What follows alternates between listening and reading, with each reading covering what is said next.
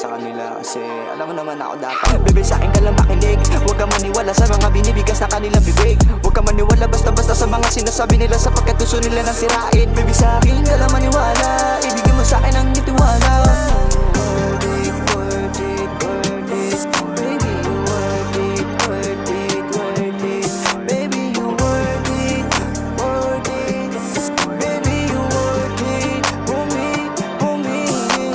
Sa kanila'y huwag kang mag-alala, dahil sa kanila'y ibang-iba. Ikaw ang babae na gusto ko na makasama hanggang sa dulo ha. Pakiusap, huwag kang maniwala sa mga gumagawa ng kwento na keso di daw ako yung lalaking nababagay para sa'yo. I know you're worth it,